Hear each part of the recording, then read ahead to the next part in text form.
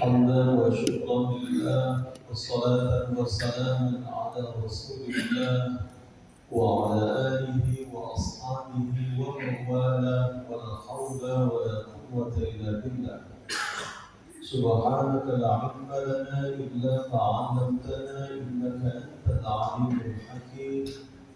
رب اشرح لي صدري ويسر لي أمري واحلل عقدة من لساني يفقهوا قولي أما بعد. Ibu-ibu, bapak-bapak, para orang tua saya, hadirin hadirat, anak-anak kita yang kita sayangi, ikhwafillah rahimakumullah. Marilah pada subuh ini kita bersyukur kepada Allah yang menganugerahkan kesehatan dan keafiatan buat kita. Pada subuh ini kita ditolong Allah untuk bisa hadir di masjid yang mulia ini, menegakkan subuh berjamaah, dilanjutkan dengan mengkaji agama. Mudah-mudahan apa yang kita lakukan pada subuh ini mendatangkan kebaikan yang kita rasakan manfaatnya di dunia berlanjut hingga ke akhirat. Kita berdoa di subuh yang mulia ini, semoga Allah Subhanahu wa Ta'ala senantiasa membantu dan menolong kita agar sisa usia yang hari ini Allah titip buat kita mampu mengisinya dengan amal-amal soleh terbaik kita, dan semoga saat dimana waktu kita habis di dunia ini, semoga akhir kehidupan kita adalah husnul khatimah.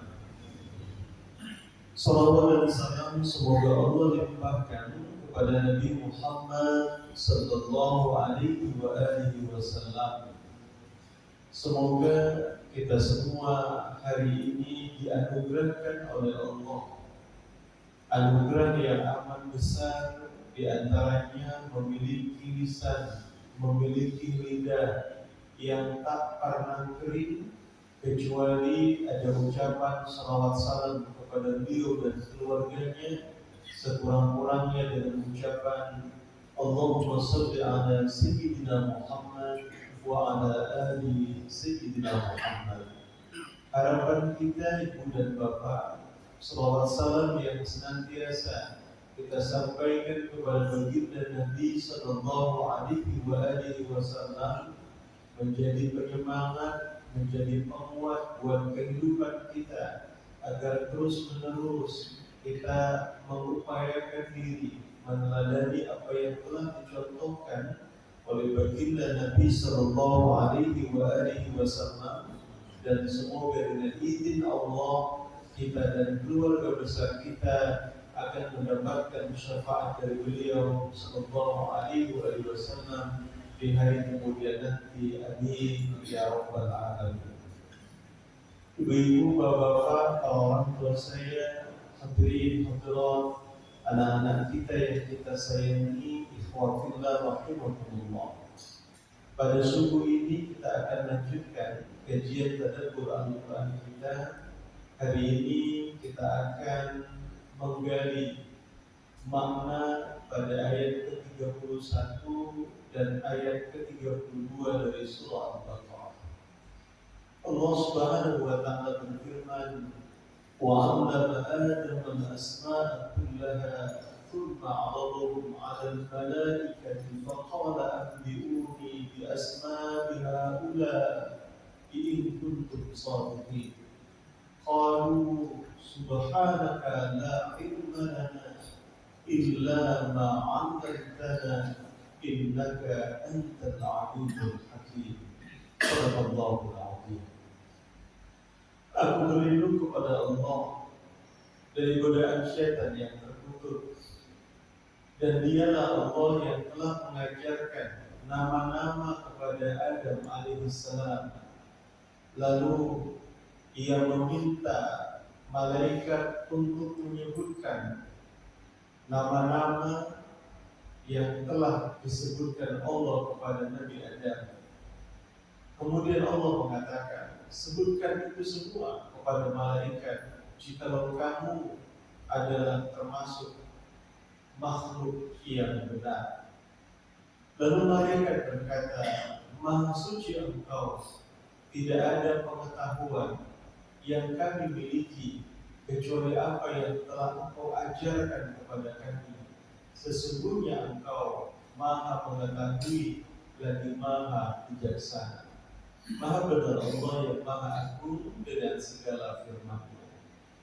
Ibu dan Bapak para jemaah, pada ayat ke-30 ketika Allah Subhanahu wa taala mengatakan kepada para malaikat, sesungguhnya aku akan menjadikan khalifah di muka bumi. Malaikat komplain dengan mengajukan pertanyaan, ya Allah, kenapa Engkau akan menjadikan makhluk sebagai khalifah di muka bumi ini, sementara kami adalah makhluk yang senantiasa bertasbih, memuji, mensucikan. Kami khawatir mereka akan menumpahkan darah dan membuat kerusakan di muka bumi. Kemudian di ujung ayat 30 itu Allah mengatakan, Inni a'lam, sesungguhnya aku ini yang lebih, yang maha mengetahui dan kamu tidak mengetahui. Ayat 31 menegaskan ketika malaikat mengatakan kami adalah makhluk yang terbaik, kami makhluk yang hebat, kami makhluk yang luar biasa dibandingkan dengan makhluk yang lain, maka Allah pada ayat 31 itu menguji malaikat. Kalau kamu adalah makhluk yang hebat, kamu makhluk yang luar biasa, kamu makhluk yang lebih baik, maka Bapak Ibu para jemaah yang dirahmati Allah, Allah tantang malaikat. Kalau begitu, kalian sebut nih nama-nama dari benda-benda yang aku hadapkan di hadapan kalian. Allah tantang malaikat untuk menyebutkan nama-nama segala macam nama yang ada di hadapan mereka. Ternyata mereka tak sanggup. Nabi Adam sanggup. Adam alaihissalam adalah makhluk yang disebut Allah sebagai khalifah. Di awal mula penciptaannya yang dikomplain oleh malaikat karena dianggap Adam tak lebih baik dari mereka para malaikat. Tapi ketika Allah mengatakan kepada malaikat untuk menyebutkan banyak hal, menyebutkan nama-nama benda, menyebutkan segala hal, mereka tak sanggup, tapi Nabi Adam sanggup untuk menyebutkan. Dari situ kemudian malaikat mengatakan, qalu, mereka berkata, subhanak, maha suci Engkau ya Allah, la ilma lana, tidak ada pengetahuan yang kami miliki, illa ma'allamtana, kecuali apa yang telah Engkau ajarkan kepada kami. Innaka, sesungguhnya Engkau al-alimul hakim, maha mengetahui lagi maha bijaksana. Ibu-ibu, bapak-bapak para jemaah, ayat 31, ayat ke-32 dari surah Al-Baqarah ini mengingatkan kepada kita akan beberapa hal untuk mendapatkan kemuliaan di hadapan Allah. Yang pertama, ayat ini menegaskan bahwa manusia itu adalah manusia yang dapat dididik, manusia perlu untuk diberikan pendidikan. Saya ulangi, ibu bapak, para orang tua saya, ayat 31 sampai dengan ayat 32 di antara makna kandungannya adalah bahwa manusia itu adalah makhluk yang bisa dididik sekaligus makhluk yang butuh pendidikan. Bisa dididik berarti tak ada manusia yang tanda petik bodoh. Karena itu ibu bapak, para orang tua saya, ketika melihat anak-anak kita rasanya kok sulit untuk mendapatkan pengetahuan atau ilmu, jangan secara otomatis mengatakan dasar anak bodoh. Nah, kalau anaknya bodoh berarti ada. Jadi izin ibu dan bapak, para orang tua saya, dia punya potensi untuk dididik. Makanya dalam dunia pendidikan, Bapak Ibu para jamaah, kalau manusia itu mengatakan bahwa kecerdasan yang dimiliki oleh manusia itu ternyata tidaklah merupakan kecerdasan tunggal. Hari ini kita hanya terfokus orang yang dikatakan cerdas itu kalau mampu secara logika matematik. Kalau angka matematikanya tinggi, kalau logikanya itu bagus, itu orang yang cerdas. Dalam ilmu pendidikan, Bapak dan Ibu para jamaah, ternyata kecerdasan itu adalah kecerdasan jamak. Kecerdasan jamak artinya kecerdasan itu banyak pembagian dimensinya. Ada orang yang cerdas secara matematik, ada orang yang cerdas secara bahasa, ada orang yang cerdas secara spasial. Spasial itu kemampuan untuk melihat bangunan, menggambar. Ada orang yang cerdas secara kemampuan untuk bisa beradaptasi dengan orang-orang di sekitarnya. Itu kecerdasan, Pak. Dan kalau orang hari ini tak punya semuanya, gak apa-apa. Yang penting pasti dia punya satu di antara yang banyak itu. Dan itu orang yang dikatakan cerdas. Asli bercakap aja kawan. Nah, itu cerdas. Cerdas cakap. Kalau jumpa sama orang langsung lengket. Ngomong sama orang gampang. Dimanapun berada ada kawannya. Itu cerdas. Cerdas hubungan interpersonal. Jadi manusia membawa kecerdasan, kemampuan untuk dididik itu dengan berbagai macam hal. Dan orang tua hari ini jangan pernah marah kalau sekiranya anaknya itu tak cerdas menurut kepala kita. Karena barangkali kita mengatakan anak kita itu cerdas kalau nilai tertentu itu baik.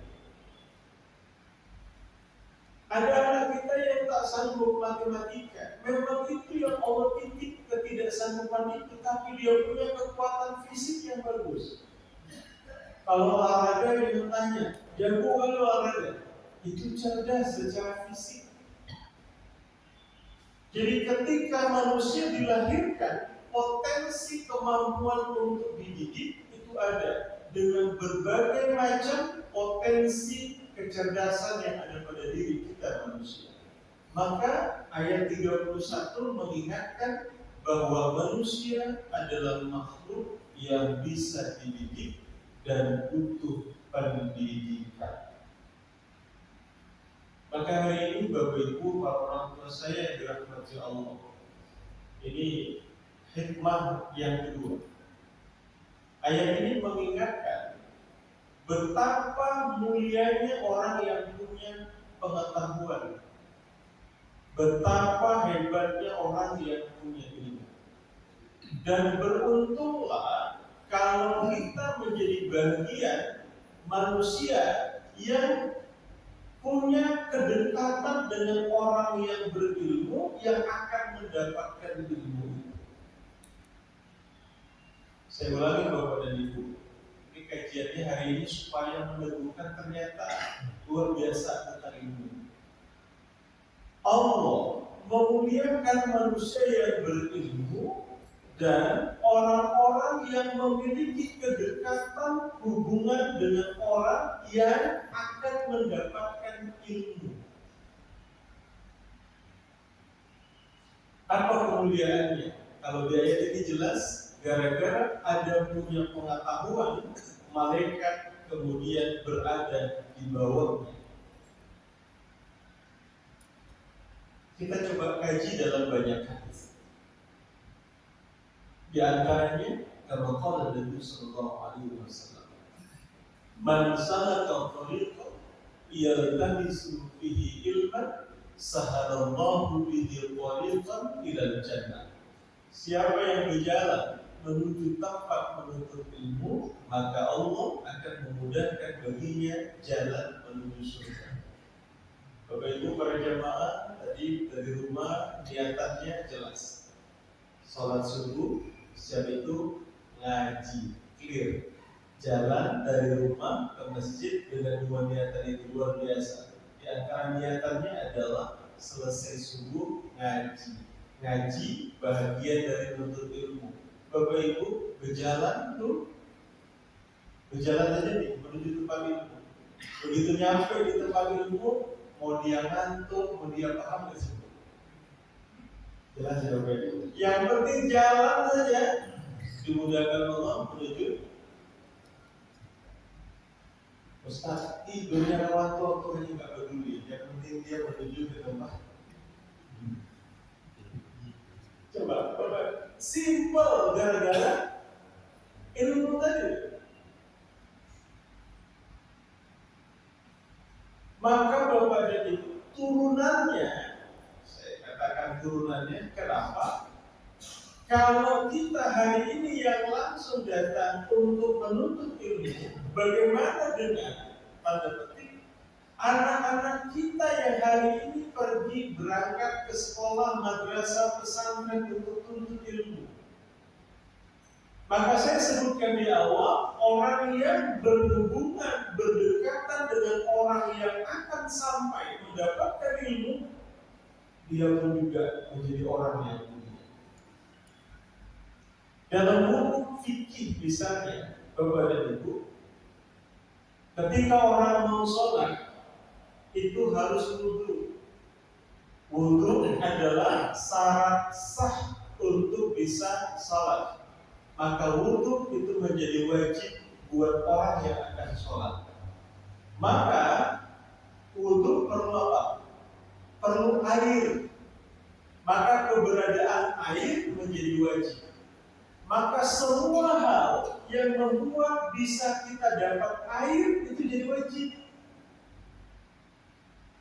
Ember jadi wajib, tali jadi wajib, keran jadi wajib. Kenapa? Karena menghantarkan kita pada hal yang wajib. Menuntut ilmu itu mulia. Orang yang menuntut ilmu dimuliakan Allah. Maka setiap orang yang berhubungan dengan orang yang menuntut ilmu, dia juga akan dimuliakan Allah. Kalau bentuk kemuliaan itu adalah surganya Allah bagi orang yang menuntut ilmu, maka orang yang menghubungkan dengan orang yang bisa dapat ilmu itu, maka kemuliaannya juga tak kurang, yaitu dapat kemudahan untuk mendapatkan surga. Maksud saya apa? Bapak Ibu jangan pernah mengeluh ketika cerita saat anak ingin mengatakan, "Ma, aku mau sekolah." Udah, jangan mau sekolah, susah. Bapak dan Ibu tidak boleh mengatakan itu. Kenapa? Karena sesungguhnya yang ia lakukan sedang menuju ke surga. Maka yang harus terbangun di kepala kita adalah ketika cerita tentang pendidikan, ya Allah, anak-anakku nak sekolah, ini jalan untuk menuju surgamu, maka ya Allah mudahkan jalan. Clear, jelas, enak, gak perlu dikhawatirkan. Sepakat Ibu dan Bapak? Ini agak ragu sini. Jadi bahkan mohon maaf Bapak dan Ibu dan jemaah, Ketika ada hari ini, mungkin kita dimintai tolong untuk menjadi penjemput atau pengantar anak ke sekolah. Kalau bahasa kerennya sekarang ini ibu macan ternak, mak-mak cantik antar anak ke sekolah.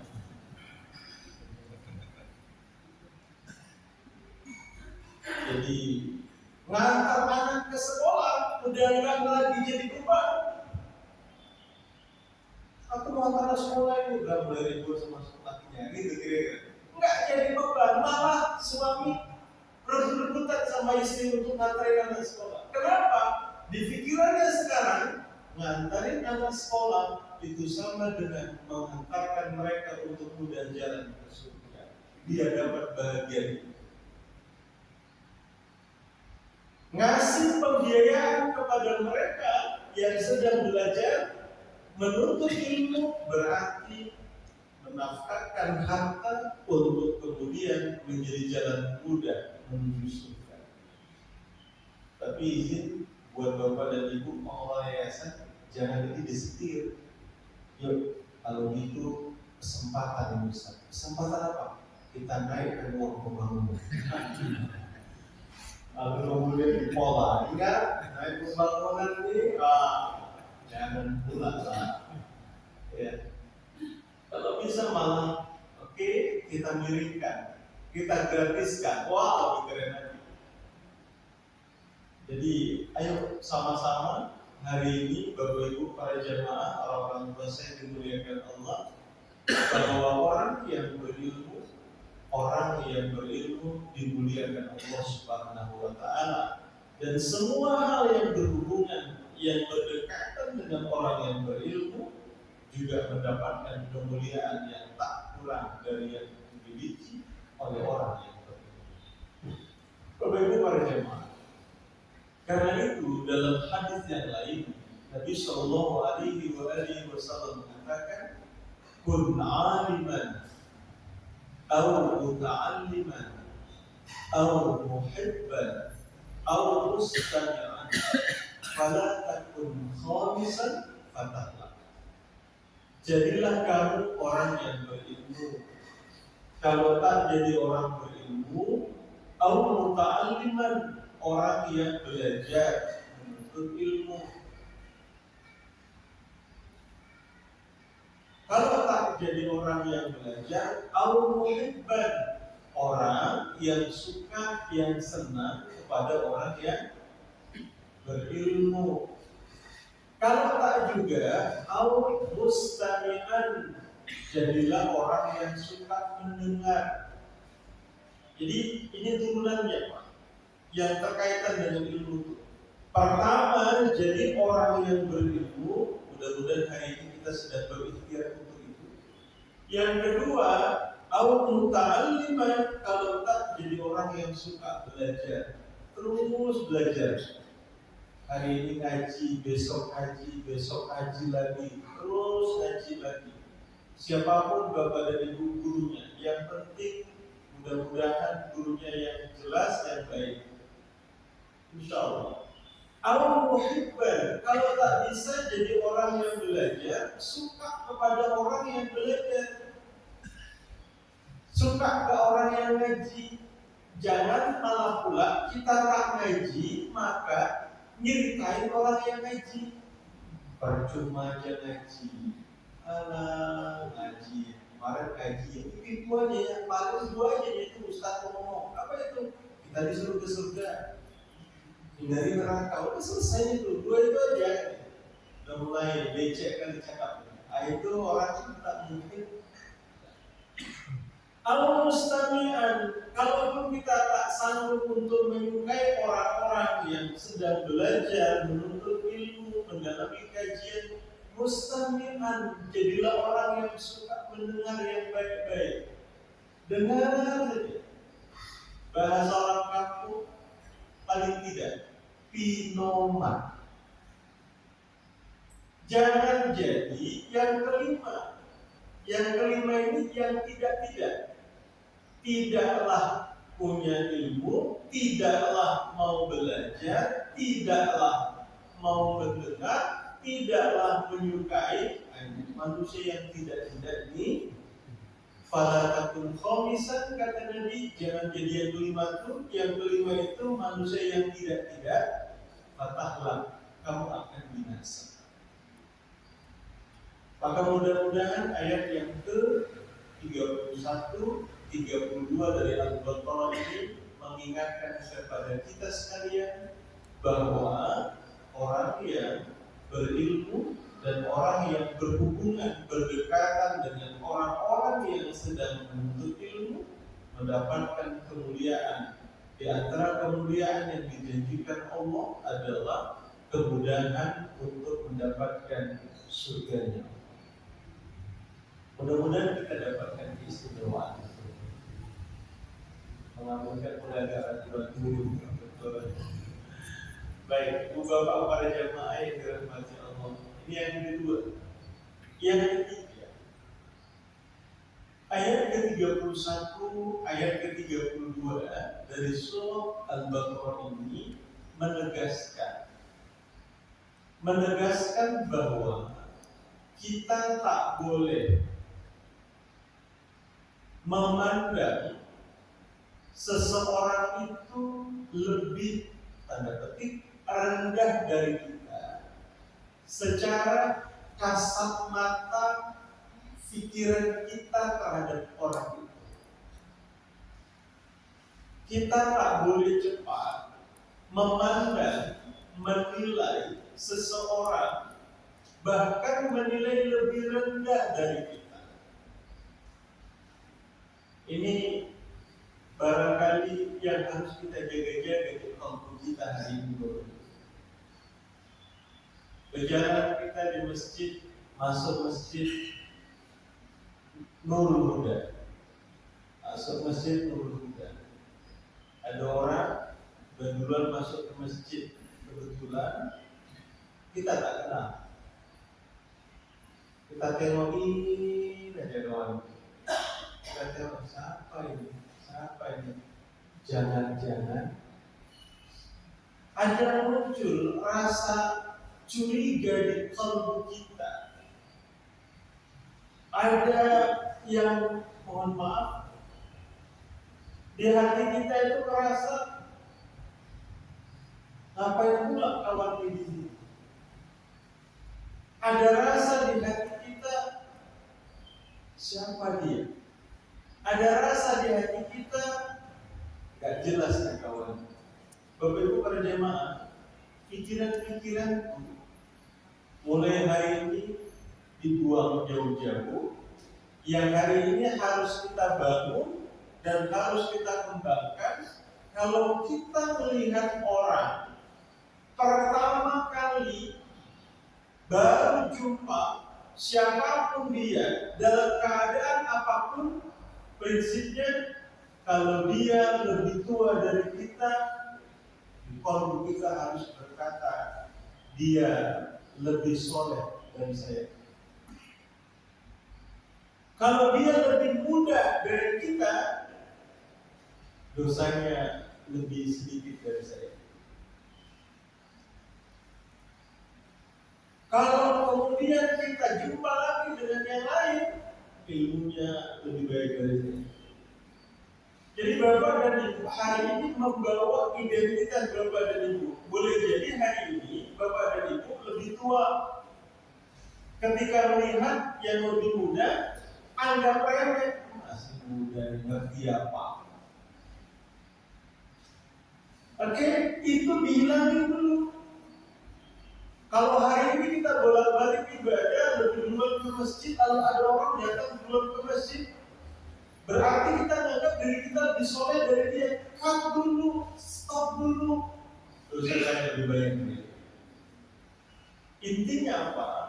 Jangan pernah ngerasa lebih baik dari orang lain dengan sebab latar belakang yang kita punya hari ini. Latar belakang yang kita punya hari ini boleh jadi umurnya Bapak dan Ibu para orang tua saya lebih senior, lalu mengatakan saya lebih punya banyak pengalaman ketimbang Anda. Boleh jadi mohon maaf udah bolak-balik melakukan ibadah pulang dari tanah suci berulang-ulang, lalu kemudian dengan latar belakang yang lengkap pada kita itu mengatakan, kamu baru sekali jomblo lah, aku udah 10 lagi, nggak tahu, udah muncul Hajar Aswad, kenal yang Hajar Aswad sama itu Bapak Ibu para jamaah. Itu kenapa? Karena latar belakang itu. Mohon izin, dalam konteks ayat 31 Al-Quran mengingatkan malaikat punya latar belakang itu. Latar belakang dia bertasbih kepada Allah, memuji Allah dan seterusnya. Lalu dengan latar belakang baik itu menganggap makhluk yang akan hadir tak lebih baik dari mereka. Dan itu yang tak boleh, sedang diingatkan Allah dalam Al-Quran. Jangan-jangan yang kita anggap lebih rendah, dia yang lebih baik dari kita. Maka ibu-ibu, bapak-bapak para jamaah, jadilah orang yang mampu menahan diri untuk menilai. Biarlah Allah yang menilai. Biasa-biasa saja. Tugas kita hari ini tak sebagai penilai. Yang menilai itu Allah. Maka hari ini jangan pernah kecewa kalau belum dinilai baik sama orang, karena orang itu tugasnya bukan menilai. Yang menilai, maka cukupkan dalam diri kita Allah yang menilai. Ya Allah, yang penting Engkau maha mendengar, maha mengetahui ya Allah. Engkau mengetahui dan mendengar bahwa aku sudah melakukan hal baik. Orang tak peduli, tak masalah buatku ya. Yang penting Engkau as-sami, Engkau al-alim.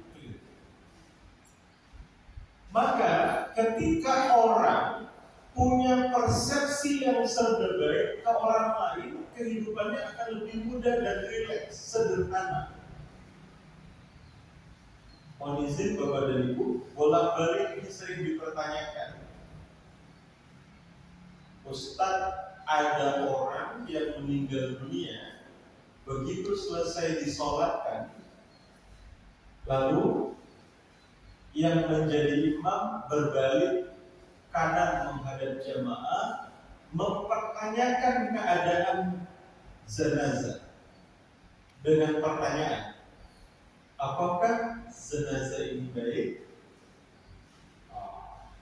Disitulah muncul pertanyaan. Kayak mana lah Ustaz? Kalau kami tahu kalau dia memang baik, ya bisa kami buat baik. Ini sekarang Ustaz, dua persoalan. Yang pertama, kita tak kenal dia. Awak baru selesai sholat zuhur, musafirnya awak di situ. Setelah selesai sholat, imamnya mengatakan, baik, enggak kenal aku. Tetangga bukan, saudara bukan. Apakah saya harus mengatakan baik juga? Nah, itu pertanyaan yang pertama. Yang kedua, Ustaz, udah tahu kali aku siapa dia Ustaz. Udah tahu kali Allah Ustaz, gak usah lagi bilang-bilang. Udah tahu kali kartunya, udah tahu aku. Kayak mana lah pula selesai sholat jenazah dibilang apakah jenazah ini baik? Kalau memang tak baik, cakap memang tak baik, tak berarti lah pula Ustaz. Iya, katanya tak baik, dibilang baik, ngomong tak baik, tak berani. Disuruh bilang baik, tak mau. Lalu ada orang yang mengatakan, ya udah bagus diam aja lah. Ya udah, bagus diam. Oke, saya nggak mau membahas tentang apa yang harus kita lakukan, tapi saya ingin mengatakan, yuk kita pahami sederhana saja. Kalau orang sudah punya pemahaman serba baik, semuanya jadi simpel, sederhana. Untuk kes yang terakhir, udah tahu kita siapa dia. Oh maaf, boleh jadi jelek ya, secara akhlaki selama hidup. Lalu ketika saat jenazah akan diberangkatkan ke kubur selepas sholat, imam mengatakan, apakah jenazah ini baik? Seorang guru ditanya, Apakah yang harus saya katakan kalau memang jenazah ini buruk? Kita disampaikan apakah jenazah ini baik? Apa jawaban guru?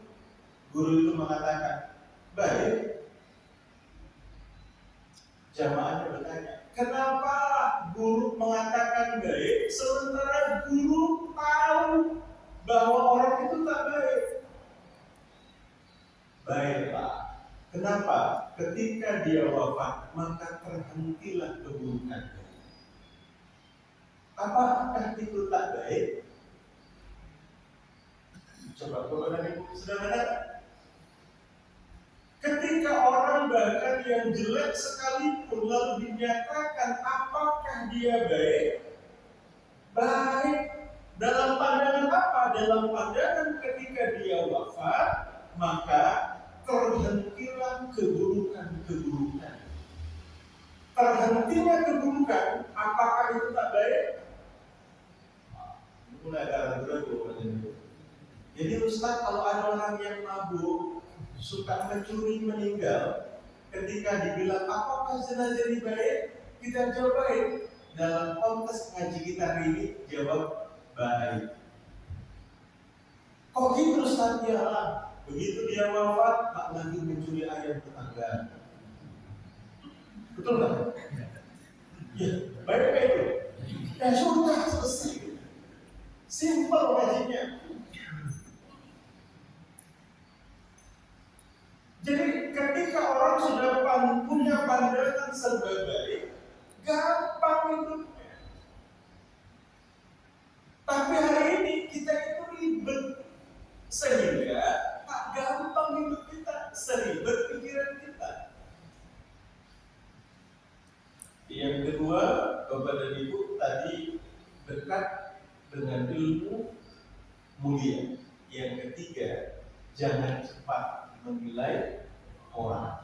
Kalau mau cepat menilai orang, berikan penilaian baik kepada orang, bahkan lebih baik daripada diri kita.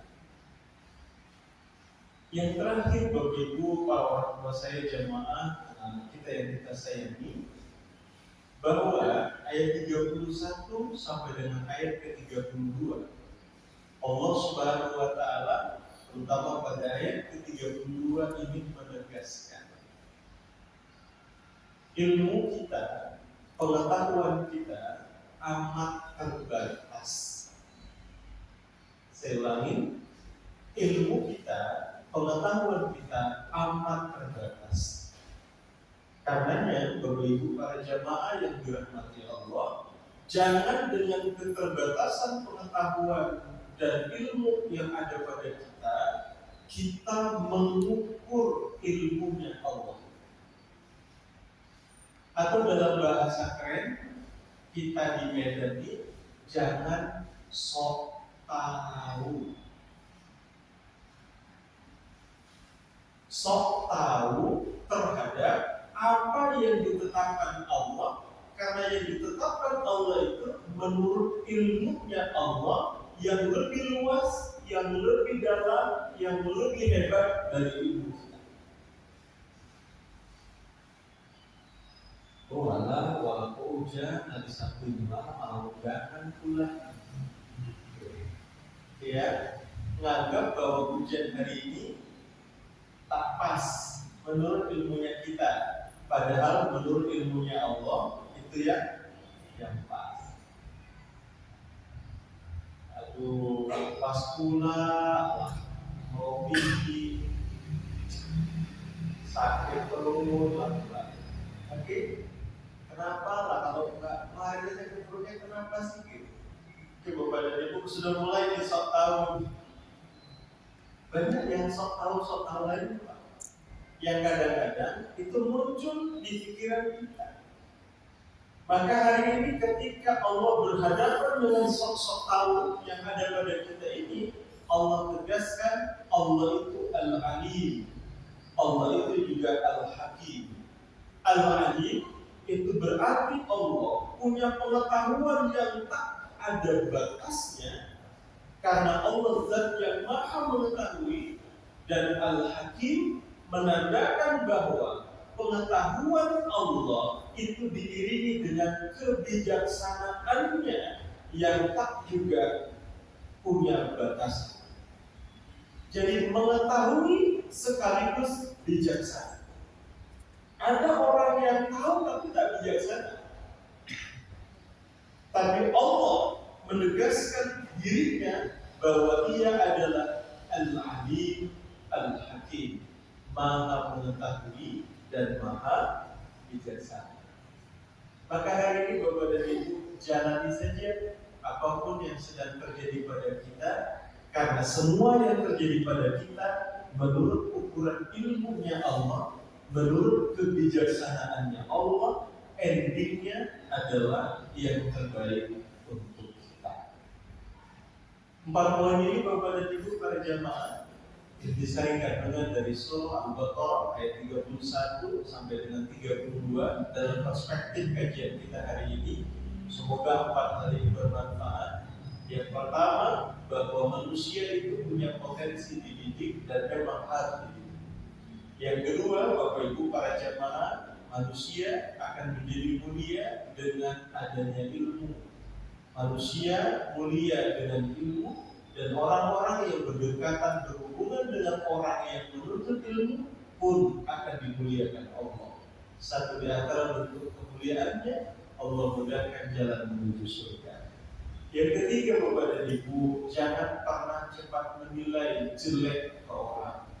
Kalaupun kita harus cepat menilai, berikan penilaian yang baik, bahkan lebih baik dari diri kita. Karena boleh jadi orang yang kita nilai memang demikian, dia lebih baik dari diri kita. Yang keempat, yang terakhir, Bapak Ibu para jamaah, bahwa ilmunya Allah tak terbatas. Ilmunya Allah tak terbatas, diiringi dengan kebijaksanaannya yang juga tak terbatas. Karena itu, apapun yang hari ini ditetapkan Allah, menurut ilmunya Allah, menurut kebijaksanaannya Allah, itulah yang terbaik buat kita. Dan insya Allah ketika kita yakin itu, endingnya kita akan mendapatkan as-sa'adah. As-sa'adah artinya adalah kebahagiaan. Mudah-mudahan kajian pada subuh kali ini bermanfaat. Semoga Allah berikan keafiatan kepada kita sekalian. Semoga Allah berikan kemuliaan hidup dunia akhirat, dan insya Allah kita dibersamakan dalam surganya di hari kiamat nanti. Amin ya Allah. Pada hari ini yang bisa disampaikan, izin Ibu dan Bapak, para orang tua saya, bila ada hal-hal yang mau didiskusikan beberapa saat, silakan. Pas? Ada, silakan. Masalah sebenarnya tadi. Siap. Ini menarik ya Pak. Kita tahu, maafnya kita tahu bahwa itu maaf. Tapi tidak ada. Kemudian si imam tanya, apakah selama ayatnya itu baik? Apa tidak? Selama ayatnya. Selama ayatnya. Memang imamnya agak klise. Jadi izin Pak, kalau jadi imam kita nanti jangan bilang selama ayatnya ya Bu. Jadi agaknya kayaknya selama yang pernah saya jalani Pak Haji, imam itu tak akan menanyakan selama hayatnya. Karena kalau kita semua ditanya selama hayatnya, Bapak Guru juga ingat. Mohon maaf, setiap orang yang baik hari ini punya masa lalu. Insya Allah hari ini kita sudah terpandang baik, insya Allah, amin. Ibu dan Bapak kita sekalian sudah dipandang baik, insya Allah, mudah-mudahan. Tapi kita harus ingat, kita punya masa lalu. Masa lalu kita jangan-jangan jelek. Dan orang hari ini yang jelek, ketika dia masih hidup, dia juga punya masa depan yang jangan-jangan masa depannya itu lebih baik dari sekarang ini. Maka kalau imam nanya, bagaimana keadaan si mayat selama hayatnya? Oh, bingung kita jawabnya. Bingung Pak, bingung. Betul bingung ya? Bingung.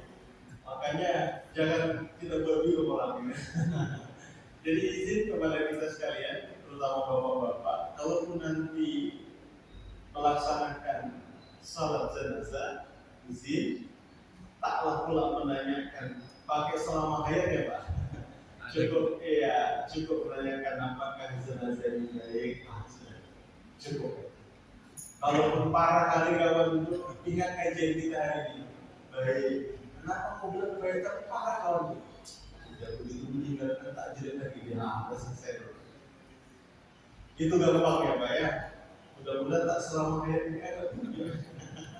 Karena tadi bahwa kita hari ini yang dipandang baik punya masa lalu.